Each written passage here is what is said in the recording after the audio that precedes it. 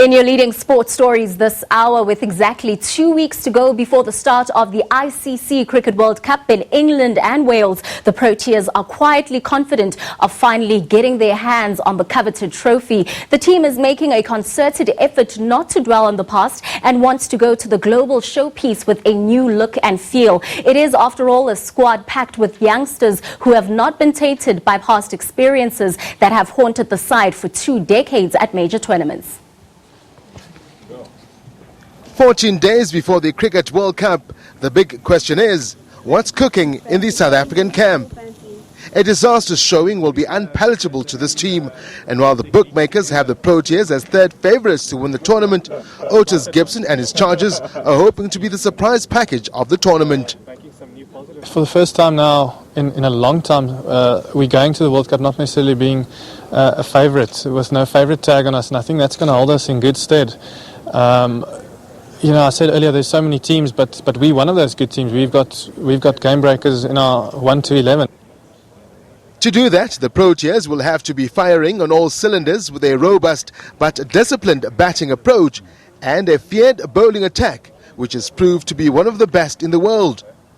Van der Dissen's spot in the batting lineup is all but secured following a sterling performance in his first couple of one-day internationals for the Proteas. The Mzansi Super League was massive for me. You know, I was fortunate there to do well at a good time for the selectors. It was just before the Pakistan series, and I suppose Linda Zondi and Otis, who have a lot of gratitude for giving me that chance.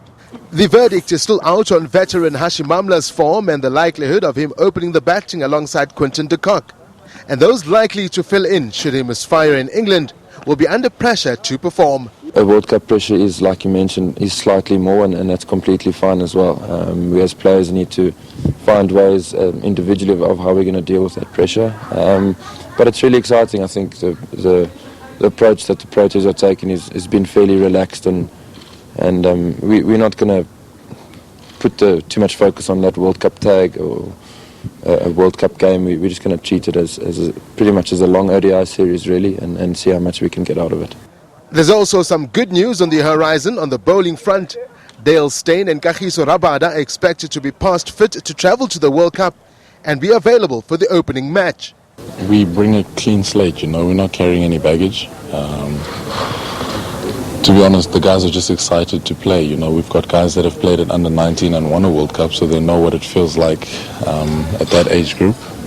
So, yeah, you know, we've got guys that are very excited to be playing for the first time as well, so you want to do as best as you can. I mean, I've got no pressure. I just need to do what I need to do for the team, not from my personal point of view.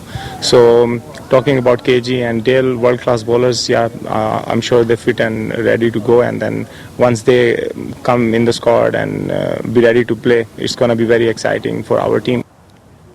The Proteas jet off to England on Sunday, will play 2 warm-up matches before they start their campaign against host England at the Oval in London on the 30th of this month.